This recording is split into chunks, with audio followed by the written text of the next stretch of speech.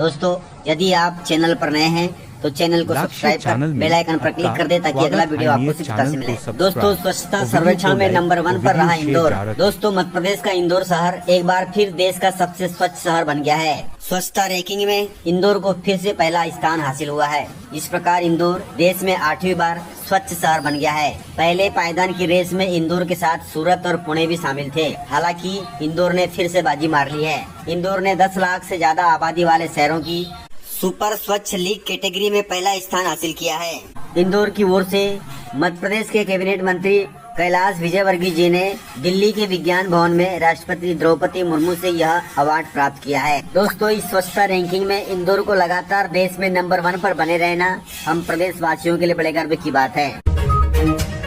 दोस्तों मध्य प्रदेश में मानसून को लेकर बड़ा अपडेट आया है। प्रदेश में अगले 4 दिनों तक भारी बारिश का अलर्ट जारी किया गया है। मध्य प्रदेश में जुलाई माह की शुरुआत से ही लगातार बारिश हो रही है। पहले पखवाड़े में 9 इंच से अधिक प्रदेश में बारिश हो चुकी है। वहीं मौसम विभाग के अनुसार 3 दिन बाद मानसून रफ्तार पकड़ सकता है, क्योंकि एक ट्रफ लाइन प्रदेश के ऊपरी हिस्से से गुजर रही है। इसके कारण भारी बारिश की चेतावनी जारी की गई है। वहीं प्रदेश के नजदीक लो प्रेशर एरिया एक्टिव होने से तेज बारिश का दौर फिर से शुरू होगा और यह दौर अगले 4 दिनों तक ऐसा ही बना रहेगा। कुल मिलाकर पूरे मध्य प्रदेश में मानसून अपने रंग में है, इसलिए कहीं हल्की तो कहीं मूसलाधार बारिश हो रही है। दोस्तों प्रदेश सहित देश में 1,17,00,000 आधार कार्ड हो गए बंद। UIDAI अर्थात भारतीय विशिष्ट पहचान प्राधिकरण ने पूरे देश में आधार कार्ड के गलत इस्तेमाल को रोकने के लिए मृतकों के आधार कार्ड को बंद करना शुरू कर दिया है। अभी तक 1,17,00,000 से ज्यादा 12 अंकों वाले आधार कार्ड को बंद कर दिया गया है। बुधवार को जारी एक आधिकारिक बयान में यह जानकारी दी गई है। ये सभी आधार कार्ड उन लोगों के हैं जिनकी मृत्यु हो चुकी है। वही देशवासियों से अपील की गई है कि वे अपने परिवार के सदस्य की मृत्यु होने पर अपने नजदीकी आधार सेंटर पर सूचना जरूर दें, ताकि उनके आधार कार्ड को निष्क्रिय किया जा सके, जिससे फर्जीवाड़ा ना हो। दोस्तों मध्य प्रदेश में 15 अगस्त से बदल रहा है इमरजेंसी नंबर। मध्य प्रदेश में नागरिकों के लिए आपातकालीन सेवाओं को बेहतर बनाने के उद्देश्य से बदलाव किया जा रहा है। यह बदलाव 15 अगस्त 2025 से होगा, जिसके तहत डायल 100 सेवा बंद कर दी जाएगी। इसकी जगह डायल 112 सेवा शुरू की जाएगी। डायल 112 सेवा के तहत प्रदेश भर में 1200 नई बोलेरो गाड़ियां तैनात की जाएगी। इन गाड़ियों में अत्याधुनिक सुविधाएं जैसे GPS, wireless system, digital navigation और लाइव लोकेशन ट्रैकिंग शामिल होगी। इन सुविधाओं के कारण आमजन को पुलिस, एम्बुलेंस और अन्य आपातकालीन सेवाएं जल्दी से मिल जाएंगी। दोस्तों मध्य प्रदेश के बिजली उपभोक्ताओं को 1 रुपए में मिली है बिजली, जिसका फायदा प्रदेश के 28 लाख बिजली उपभोक्ताओं को मिला है। दोस्तों मध्य प्रदेश सरकार की अटल गृह ज्योति योजना से इस बार भी लाखों लोगों को बिजली के बिल में बड़ी राहत मिली है। आंकड़ों के मुताबिक पिछले 1 महीने में करीब 28 लाख घरेलू उपभोक्ताओं को योजना का लाभ मिला है। इन सभी को प्रथम 100 यूनिट बिजली खर्च करने पर 1 रुपए प्रति यूनिट की दर से वसूली की गई है और बाकी सरकार ने सब्सिडी के रूप में चुकाया है। इस योजना का फायदा सबसे ज्यादा इंदौर जिले के लोगों को मिला है, जहां करीब 15 करोड़ रुपए की सब्सिडी दी गई है। इसके अलावा प्रदेश के धार, उज्जैन, खरगोन, रतलाम, देवास, वहीं मंदसौर, बड़वानी और झाबुआ जिलों के लाखों उपभोक्ताओं को भी योजना का लाभ मिला है और आगे भी यह लाभ मिलते रहेगा।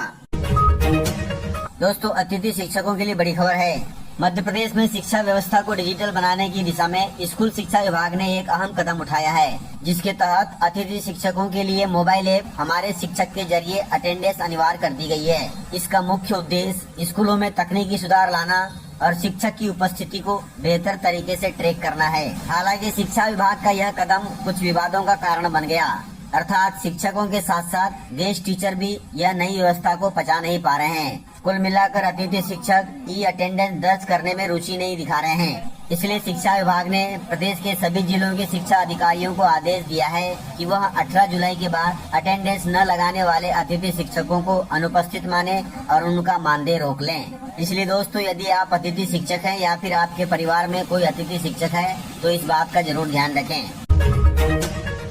दोस्तों मध्य प्रदेश में प्राथमिक शिक्षक भर्ती के आवेदन फॉर्म 18 जुलाई से शुरू होंगे। यदि आप पात्र हैं तो आवेदन जरूर करें। दोस्तों कर्मचारी चयन मंडल भोपाल द्वारा इस बार प्राथमिक शिक्षक पात्रता परीक्षा वर्ग 3 चयन परीक्षा का विज्ञापन जारी किया गया है। इसमें इस बार 13,089 पद निकाले गए हैं, जिसमें स्कूल शिक्षा विभाग के 1150 और जनजाति विभाग के 2939 पद हैं। इतनी भर्ती निकालने के बाद भी इसमें हजारों उम्मीदवार चिंता में हैं और निराश हैं। निराश का कारण है कि विभाग द्वारा इसमें जो चयन के लिए पात्रता रखी गई है उसमें यह कहा गया है कि प्राथमिक शिक्षा में 2 साल का डिप्लोमा DLED आवेदन भरने की तारीख के समय हाथ में होना चाहिए, यानी रिजल्ट आकर उम्मीदवार के पास वह डिप्लोमा होना चाहिए, तभी जाकर आप आवेदन कर सकते हैं। अब इसमें आवेदकों को यह समस्या है कि इसके अंतिम सेमेस्टर की परीक्षा हो चुकी है लेकिन अभी इसका रिजल्ट नहीं आया है, यानी इन उम्मीदवारों के पास डिप्लोमा हाथ में नहीं है।